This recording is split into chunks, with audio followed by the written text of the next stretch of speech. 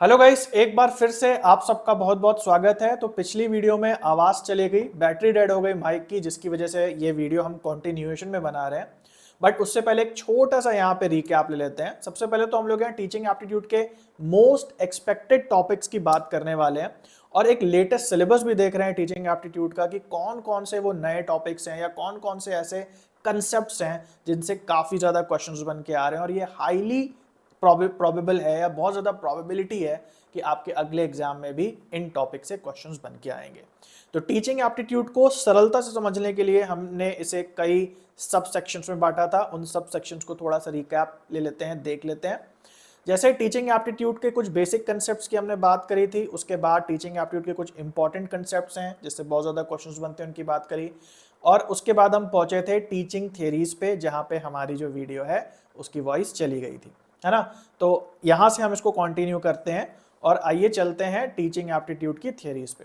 तो teaching aptitude की theories की बात करें तो भाई ये कुछ ऐसे रिसर्चर्स हुए जिन्होंने बच्चों के दिमाग पे काम करा या बच्चों का जो पढ़ाई करने का पैटर्न है उस पर काम करा और कुछ इफेक्टिव टीचिंग की थियरीज दी ताकि टीचिंग की जो प्रक्रिया है वो ज़्यादा से ज़्यादा अच्छी हो पाए। तो इस पे पहले तो बहुत ज़्यादा थियरीज आती थी। अगर 2020 का पेपर देखें, 2019 का पेपर देखें तो बहुत ज़्यादा रिसर्चर्स हो गए हमारे, हार्वर्ड गार्डनर हो गए, विगोट्स्की की काफ़ी ज़्यादा थियरीज आती थी। इसके अलावा कभी कभी मैस्लो के हायरार्की के भी क्वेश्चंस, या कह लें कि एक तरीके से सीटेट के पेडागोजी में जो जो चीज़ें आती हैं उनसे काफ़ी ज़्यादा रिसर्चर्स से कुछ थियरीज आ रही थी। लेकिन अगर करंट की हम लोग बात करें, 2023 की बात करें, तो जनवरी में जो पेपर हुआ, जून में जो पेपर हुआ, उनमें देखा गया है कि बहुत ज़्यादा रिसर्चर्स के जो थियरी के क्वेश्चंस होते हैं, है ना, वो बहुत ज़्यादा अकर नहीं हो रहे हैं। लेकिन क्या क्या आ रहे हैं उनको पहले हम लोग देख लेते हैं। सबसे पहले हम लोग बात करते हैं कॉग्निटिव डेवलपमेंट थियरी। अब ये रेड से लिखा है, इसका मतलब है कि इससे ढेर सारे क्वेश्चंस जो हैं वो बन रहे हैं। जितने भी प्रकार के थियरीज आ रही हैं टीचिंग एप्टीट्यूड में, उसमें सबसे ज्यादा क्वेश्चन अगर हम कहें तो बन रहे हैं कॉग्निटिव डेवलपमेंट थियरी से, जो कि दी थी हमारी जीन पियाजे ने। उसके बाद अगली जो हमारी थियरी है वो है विगोट्स्की की कुछ थियरीज। बहुत ज्यादा इस पे क्वेश्चंस नहीं बने हैं, लेकिन रिसेंटली कुछ क्वेश्चंस देखे गए हैं, जैसे जोन ऑफ प्रॉक्सिमल डेवलपमेंट से कुछ क्वेश्चंस हैं, है ना। इसके बाद अगला है हमारा बिहेवियरिज्म या व्यवहारवाद। इससे बहुत कम क्वेश्चंस आते हैं और पहले भी इससे नहीं आते थे, अब भी इससे बहुत ज्यादा नहीं बन रहे। लेकिन बीएफ स्किनर और इवान पैवलोव की कुछ थियरीज हैं जो कि थोड़ी एक तरीके से फंडामेंटल थियरीज हैं। अगर थोड़ा पढ़ लेंगे तो अच्छा रहेगा। हालांकि इससे बहुत ज्यादा उम्मीद नहीं है कुछ ज्यादा क्वेश्चंस बन के आने की। अब क्योंकि ये सारे ब्लैक से लिखे हुए हैं, इसका मतलब ये बहुत ज्यादा इंपॉर्टेंट नहीं है। अगला टॉपिक हमारा आता है कोऑपरेटिव लर्निंग थ्योरी, जो कि जॉन डेवी की थ्योरी है। जॉन डेवी की थ्योरी पहले सीटेट में बहुत ज्यादा आती थी, या सीटेट के पेडागोजी में आप कह लो कि बहुत ज्यादा आती है अभी भी।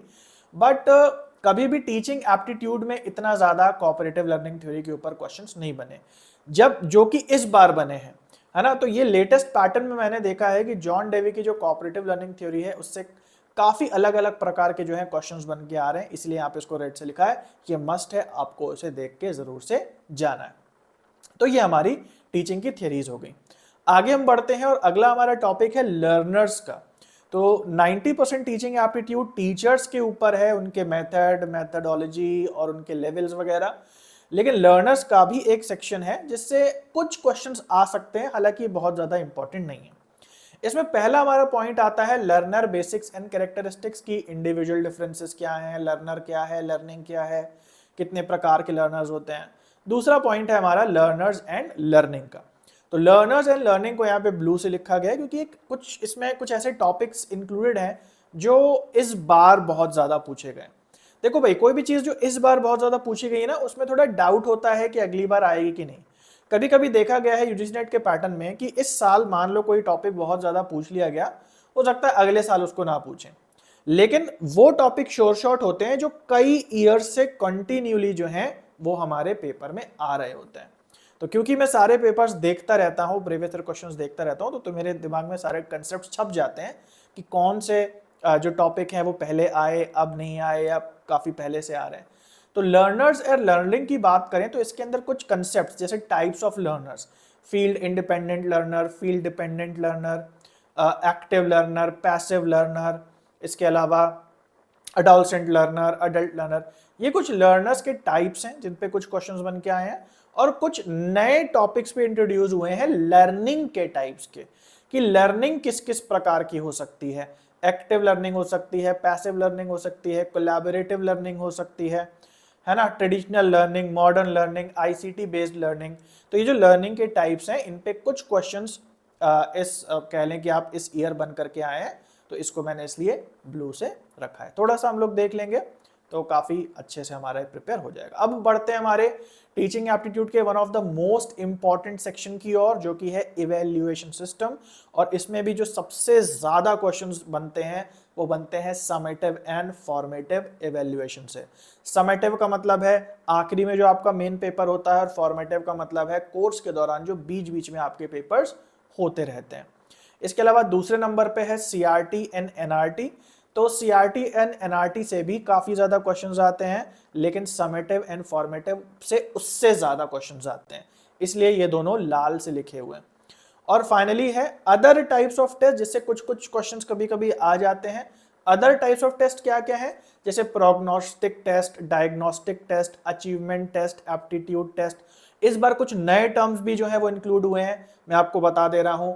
इप्सेटिव असेसमेंट, है ना, और भी अभी मुझे ध्यान नहीं आ रहा है, लेकिन जो हमारा कोर्स है टीचिंग एप्टीट्यूड का, उसमें 3-4 और नए टाइप की लर्निंग्स जो हैं, ये जो असेसमेंट्स जो हैं वो ऐड हुए हैं, है ना।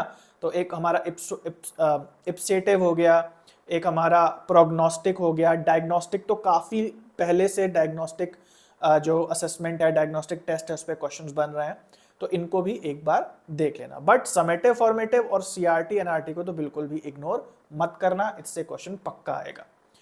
और फाइनली है हमारा आईसीटी का यूज टीचिंग के अंदर। तो भाई आईसीटी जो है अब हमारा जो पेपर 1 है उसके अलग अलग सेक्शंस में घुसता चला जा रहा है। भी टीचिंग एप्टीट्यूड में भी कुछ ना कुछ टेक्नोलॉजी का है, हायर एजुकेशन में भी डाल दिया गया है ना, उसके अलावा रिसर्च में भी आईसीटी का एक पार्ट डाल दिया गया है। तो आईसीटी की अगर हम लोग बात करें टीचिंग एप्टीट्यूड में, तो ये जो हमारे स्क्रीन पे टॉपिक है एलएमएस, रिसेंट ईयर्स में इससे सबसे ज्यादा क्वेश्चंस बन के आ रहे हैं। मैं बार बार माइक को देख रहा हूँ कि ऑफ तो नहीं हो जा रहा। ओके, क्योंकि एक बार ऑफ हो जाता है ना, बिल्कुल पूरी मेहनत बर्बाद हो जाती है। चलिए, माइक वगैरह आई होप सब कुछ सही चल रहा होगा। तो एलएमएस क्या होता है थोड़ा समझ लेते हैं। एलएमएस का फुल फॉर्म होता है learning management system. Learning management system मतलब एक ऐसा सॉफ्टवेयर या एक ऐसी वेबसाइट जो आपका पूरा का पूरा लर्निंग को मैनेज करती है। आपको लेक्चर, नोट्स, आपकी अटेंडेंस, आपकी मार्कशीट, आप फी पे करते हैं तो उसका रिकॉर्ड रखना, मतलब जो भी चीजें लर्निंग के लिए जरूरी होती हैं वो उस सॉफ्टवेयर के थ्रू होती रहती हैं। किस दिन कौन सी क्लास लगेगी इसका शेड्यूल रखना, तो ये सब एलएमएस के फंक्शंस होते हैं। ए टू जेड आपकी जो लर्निंग जो सॉफ्टवेयर हैंडल कर ले उसको हम कहते हैं एलएमएस। अब यहाँ पे इसका प्रैक्टिकल एग्जाम्पल क्या होगा भाई, आप सबके दिमाग में आ रहा होगा यार ऐसा कौन सा सॉफ्टवेयर है, हमें तो नहीं पता। भाई हमें इसलिए नहीं पता है क्योंकि हम यहाँ थोड़ा बड़े ट्रेडिशनल तरीके से पढ़ाई करने वाले लोग हैं, लेकिन बाहर के देशों में एलएमएस का ही यूज होता है। इनफैक्ट छोटे बच्चों की भी पढ़ाई को टैबलेट्स के थ्रू और सॉफ्टवेयर्स के थ्रू मैनेज किया जाता है, तो वहाँ पे एलएमएस काफ़ी ज़्यादा कॉमन होता है। मेरा पर्सनल एक्सपीरियंस आईआईटी दिल्ली में रहा है, क्योंकि मैं वहाँ पे एक रिसर्च स्कॉलर रह चुका हूँ, और वहाँ पे हम लोग एक प्रकार के एलएमएस का यूज़ करते थे जिसका नाम था मूडल। उस समय मुझे नहीं पता था कि ये एलएमएस है, मुझे बस इतना पता था कि उसका नाम मूडल है।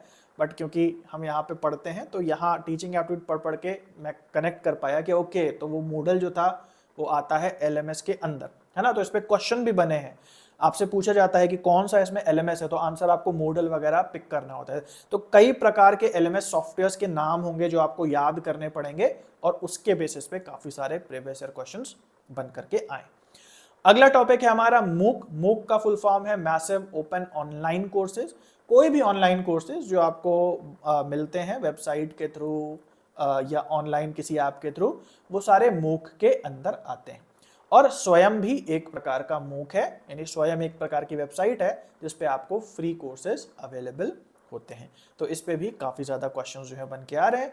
अब यहाँ पे कंफ्यूजन ये है कि सेम जो मूक या स्वयं है, ये आपका हायर एजुकेशन का भी टॉपिक है और आपका टीचिंग का भी टॉपिक है है ना। तो अब थोड़ा सा कंफ्यूजिंग ये हो गया है कि जब भी आप पेपर देने जाते हैं और आपके सामने स्वयं का क्वेश्चन आया, तो आप ये डिसाइड नहीं कर सकते हैं कि भैया ये टीचिंग एप्टीट्यूड से आया है या हायर एजुकेशन से आया है, क्योंकि हायर एजुकेशन में भी स्वयं अब आ गया है, उसके काफी ज्यादा क्वेश्चन आते हैं, और टीचिंग एप्टीट्यूड में भी स्वयं और मूक वगैरह से रिलेटेड क्वेश्चंस आते हैं।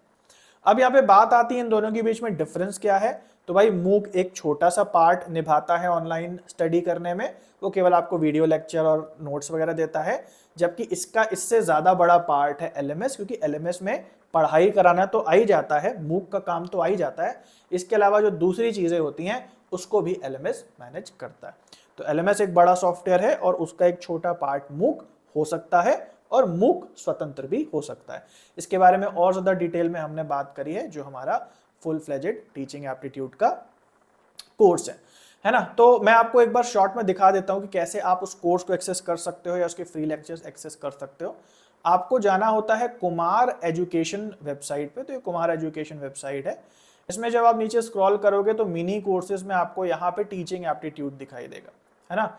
इसको जब आप यहाँ क्लिक करते हो तो आपके सामने ये पूरा कोर्स खुलता है ना। यहाँ पे ऑल लेक्चर का बटन है, इसको मैं दबाता हूँ और आप देख सकते हैं यहाँ पूरा का पूरा जो है, जो भी हमने अभी जितनी भी चीज़ें देखी वो सारी की सारी यहाँ पे सिस्टमैटिकली लिस्ट वाइज दी हैं, और एक एक ऑप्शन को क्लिक करके आप मतलब बहुत कम से कम समय में टू द पॉइंट वीडियो के थ्रू उसको एक्सेस कर सकते हो। प्लस यहाँ पे आप देखते हो फ्री लेक्चर्स भी आपको दिए हुए हैं, तो इनको भी आप पहले एक्सेस कर लो अगर आपको डाउट है कैसी पढ़ाई होगी क्या होगा, है ना। तो यहाँ पे जैसे अगर मैं बिहेवियरिज्म को या लेवल्स ऑफ टीचिंग को क्लिक करता हूँ तो वो वीडियो खुल जाएगी लेवल्स ऑफ टीचिंग की, और नीचे जो है उसके नोट्स दिए हुए हैं यहाँ पे, और इसके अलावा इस टॉपिक से जुड़े हुए जो प्रीवियस ईयर क्वेश्चंस हैं लेटेस्ट से ओल्डेस्ट की ओर, उसका भी यहाँ पे लिंक मिल जा रहा है। तो इसको मैं क्लिक करूंगा तो मेरा मॉक टेस्ट भी खुल जाएगा जिसमें प्रीवियस ईयर क्वेश्चंस होंगे, और एनटीए के प्लेटफॉर्म के तरीके से मैं यहीं पे प्रैक्टिस भी कर लूंगा।